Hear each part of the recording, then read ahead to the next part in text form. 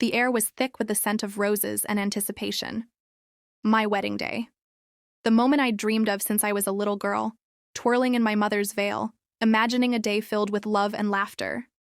But as I stood in my white dress, heart racing, I had no idea that my cousin's toast would unravel everything, until my grandmother's words turned it all around.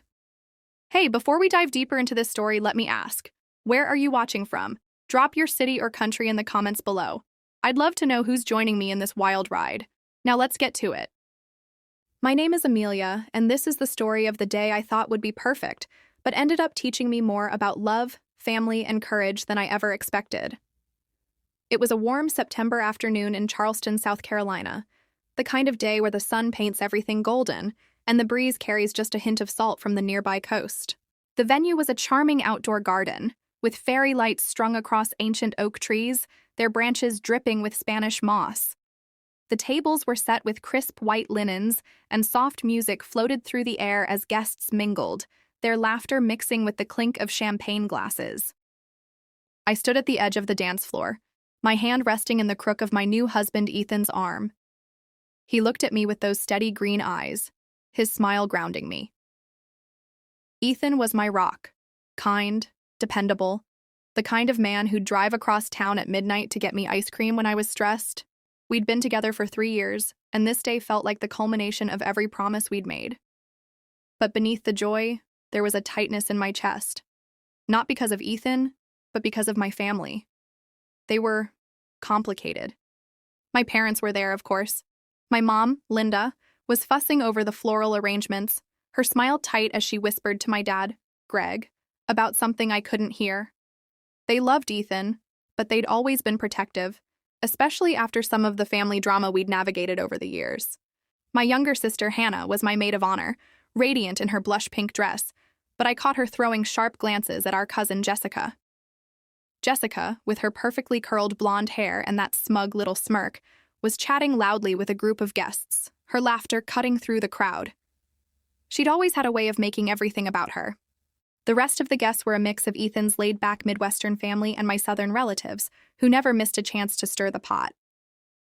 There was my Uncle Tom, who'd already had one too many whiskeys, and my Aunt Carol, who was giving everyone her unsolicited opinions on the menu. And then there was my grandmother Rose, Nana to me, sitting quietly at the head table, her silver hair catching the light, her eyes sharp and knowing. Nana had a way of seeing through people, and I'd always felt safe under her gaze. From the outside, it looked like the perfect wedding. The cake was a 3-tiered masterpiece. The band was playing all the right songs, and Ethan and I couldn't stop stealing glances at each other. But there were cracks beneath the surface. Little things I tried to ignore, like the way Jessica had rolled her eyes when I walked down the aisle, or how my mom kept pulling Hannah aside, their heads bent together, whispering. I told myself it was nothing. Weddings bring out the best and worst in people, right? I pushed the unease down, focusing on Ethan's hand in mine, warm and steady. But as the evening wore on, those cracks started to widen. It started with small things. Jessica made a loud comment about how some brides choose such interesting dresses, her tone dripping with something I couldn't quite place. A few guests chuckled awkwardly, and I felt my cheeks burn. Ethan squeezed my hand, whispering, "Ignore her, you're stunning." I smiled, but the sting lingered. Then there was Hannah, who seemed distracted, barely touching her food, her eyes darting between Jessica and me. I wondered if she was just nervous about her maid of honor speech, but something in her posture told me it was more. As the toasts began, the atmosphere shifted. The best man, Ethan's brother Ryan, gave a heartfelt speech that had everyone laughing and tearing up. My dad followed, his voice gruff but warm, welcoming Ethan to the family. Then it was Jessica's turn. She stood, glass in hand, her smile sharp as a knife. I felt a knot form in my stomach. Jessica and I had never been close. She was always competitive, always needing to be the center of attention. But she was family, so I'd invited her to give a toast, hoping it would be a chance to mend old wounds. She tapped her glass, the sound cutting through the chatter. "Well, isn't this just the picture-perfect day?" she began, her voice sugary sweet. The crowd smiled, but I saw Nana's eyes narrow slightly. "I mean, Amelia, you've really outdone yourself. Who would have thought you'd pull off something like this? The words landed like a slap, disguised as a compliment. A few guests shifted uncomfortably, but Jessica kept going, her tone growing sharper. I just hope Ethan knows what he's getting into. After all, some people have a way of surprising you. The air felt heavier now, the laughter replaced by a tense silence. Ethan's grip on my hand tightened, and I saw Hannah's face pale. My mom's smile froze, and my dad's jaw clenched. What was Jessica doing? I wanted to disappear, to rewind the day and uninvite her. But I was trapped, standing there in my dream dress with every eye on me. And then, as Jessica raised her glass higher, I caught Nana's gaze. She was calm, her hands folded neatly in her lap, but there was a fire in her eyes I'd never seen before. I didn't know it yet, but that moment was just the beginning. The real storm was coming, and it would change everything. Jessica's words hung in the air like smoke, curling around the garden, poisoning the warmth of the evening. I stood frozen, my heart pounding in my chest, the weight of every guest's stare pressing down on me. Ethan's hand was still in mine, his thumb brushing gently against my knuckles, but even his steadiness couldn't quiet the storm brewing inside me. Jessica's toast wasn't over, and I could tell from the glint in her eye that she was just getting started. She leaned into the microphone, her voice taking on a mock-sweet tone that made my skin crawl. You know, Amelia's always been full of surprises, she said, pausing to sip her champagne, letting the silence stretch just long enough to make everyone uncomfortable. Like, remember that summer at the lake house, Amelia? When you borrowed my favorite dress and conveniently forgot to return it? A few guests chuckled, thinking it was a lighthearted jab, but I knew better. That summer was years ago, when we were teenagers, and Jessica had never let it go. She'd accused me of stealing, even though I'd only worn it once and returned it the next day. It was a petty grudge, but the way she brought it up now, in front of everyone, felt like she was peeling back layers of our history to expose something uglier. I forced a smile, my cheeks burning, and glanced at Ethan. His jaw was tight, his eyes locked on Jessica, but he stayed quiet, knowing I didn't want a scene. Not yet. Across the table, Hannah was gripping her napkin so tightly her knuckles were white. My mom's face was a mask of polite horror, and my dad was staring at his plate like he could burn a hole through it. Nana, though, was still watching Jessica, her expression unreadable but intense, like a hawk sizing up its prey. Jessica kept going, her voice growing bolder. And let's not forget how dedicated Amelia's always been to getting what she wants. I mean, Ethan, you must feel so lucky to have someone so determined. The word landed like a dart, sharp and deliberate. A few guests exchanged glances, the kind that said they weren't sure if they should laugh or wince. I felt my stomach twist. What was she implying? That I'd somehow tricked Ethan into marrying me? That our love wasn't real? The accusation stung, not because it was true, but because it was so far from the truth it felt like a betrayal. Ethan and I had built something honest, something real, and here was Jessica, twisting it into something cheap. I wanted to speak, to cut her off, but my throat felt tight, like the words were stuck behind a wall of shock and embarrassment. The garden, with its twinkling lights and soft music, suddenly felt like a stage where I was the unwilling star of a play I hadn't rehearsed for. Jessica raised her glass again, her smile widening. To Amelia, she said, and her unforgettable choices. The toast was met with a smattering of hesitant claps, the kind that fade too quickly into an awkward silence. As Jessica sat down, the tension was palpable, like a string pulled too tight, ready to snap. I looked around, trying to gauge the damage. Ethan's parents, sitting near the front, looked confused, their smiles faltering. My Aunt Carol was whispering something to Uncle Tom, who was nodding vigorously, clearly eating up the drama. Hannah was staring at her lap, her shoulders hunched, and I could tell she was fighting back tears. I wanted to go to her, to ask what was wrong, but before I could move, the band struck up a new song and the moment passed. The toast continued, but the mood had shifted. People were trying to act normal, laughing a little too loudly, clinking glasses a little too eagerly. I could feel the whispers circling like vultures waiting for the next piece of gossip. Ethan leaned in, his voice low. "You okay, Ames?" he asked, his eyes searching mine. I nodded, but it was a lie. I wasn't okay. Jessica's words had cracked something open, and I could feel the doubts creeping in. What else was she going to say? And why was Hannah so upset? Had I missed something? As the evening wore on, the tension only grew. Jessica was now holding court at her table, her laughter louder than before, her gestures exaggerated as she recounted some story to a group of cousins. Every now and then, she'd glance my way, her eyes gleaming with something I couldn't quite name, triumph maybe, or spite. I tried to focus on Ethan, on the way his hand felt in mine, on the promises we'd made just hours ago. But the unease was spreading, like a stain I couldn't scrub out. Then came the moment that pushed everything closer to the edge. Hannah stood up, her chair scraping against the wooden floor, drawing every eye. She looked pale, her hands trembling as she reached for the microphone. I need to say something, she said, her voice shaky but determined. The crowd went quiet, sensing something big was coming. I felt my heart lurch. Hannah wasn't one for speeches. She was shy, always preferring to stay in the background. Whatever she was about to say, it wasn't planned. Amelia, she started, her eyes locking onto mine.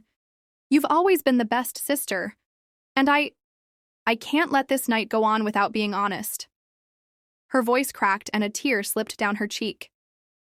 The garden was silent, the only sound the faint rustle of leaves in the breeze. I held my breath, my mind racing. What was she going to say? Was this about Jessica? About me? About something I didn't even know?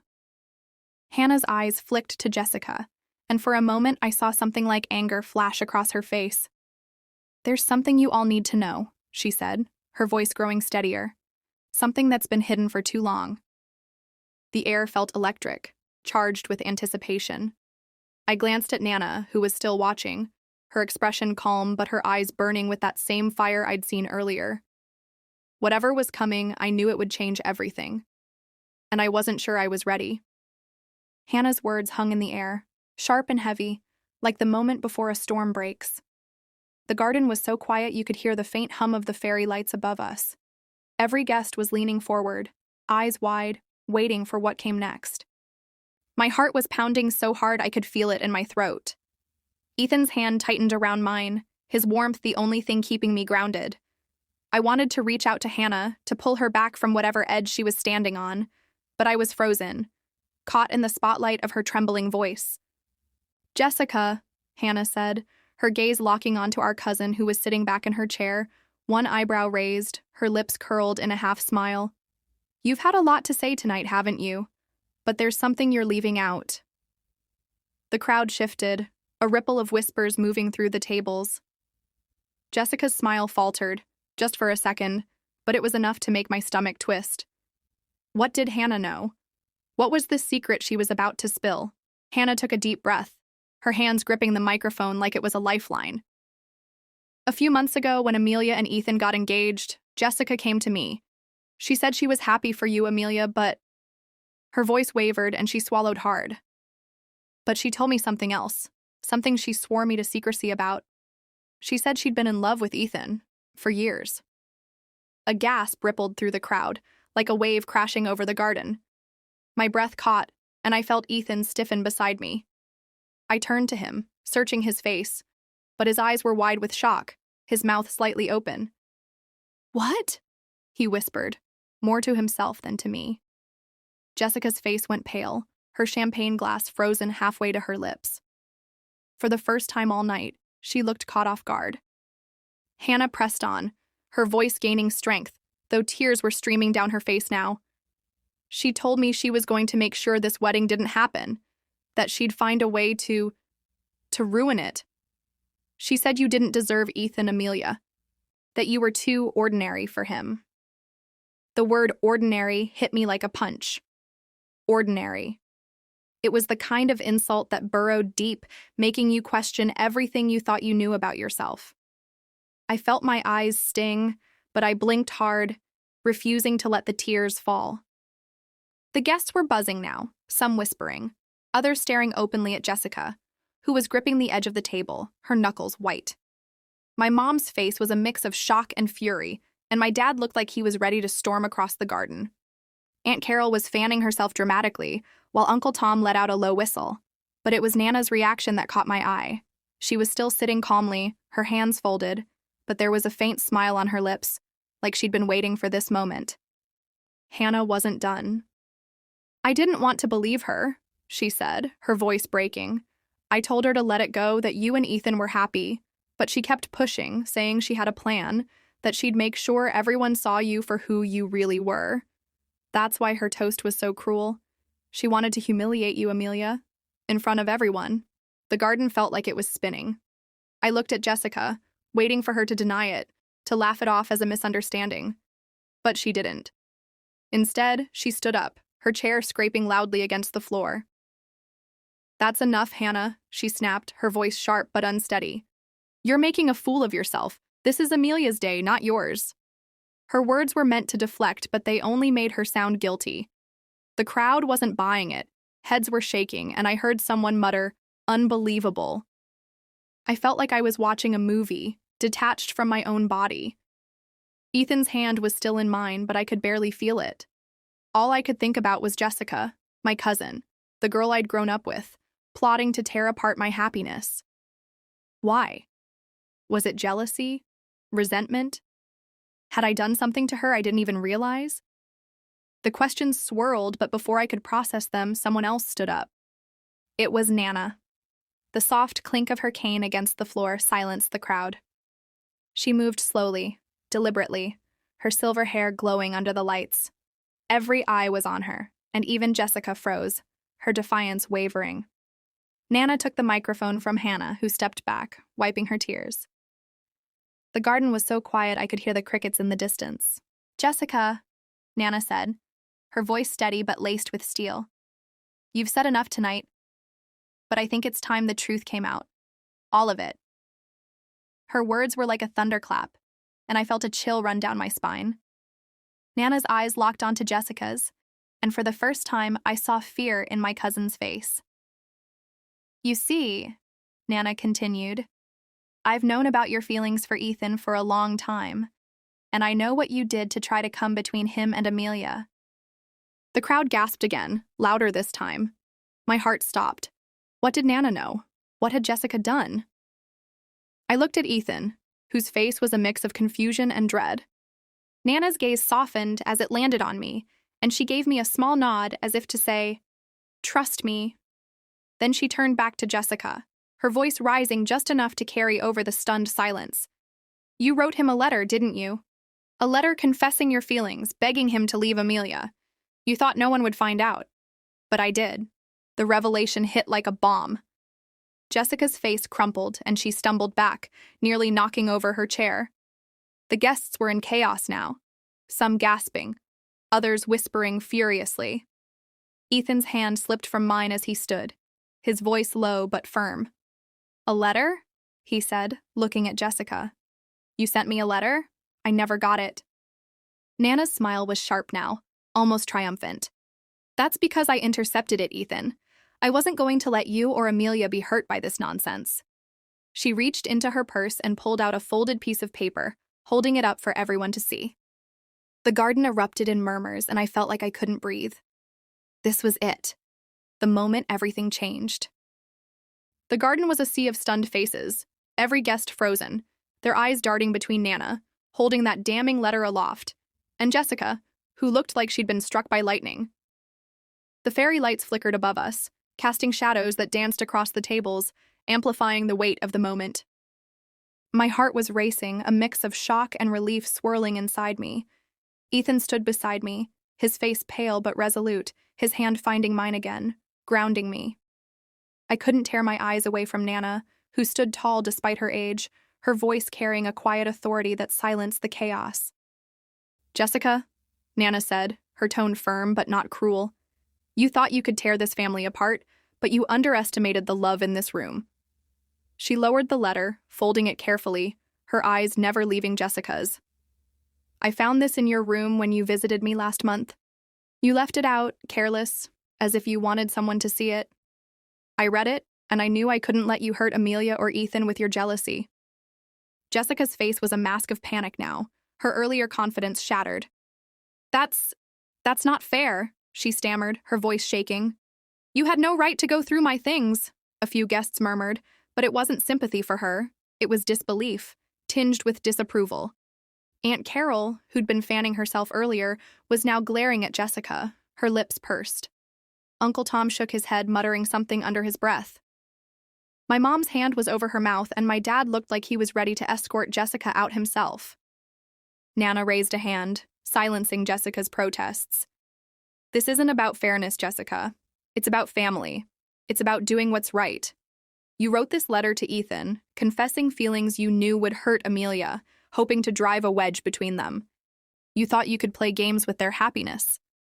But love, real love, doesn't bend to spite.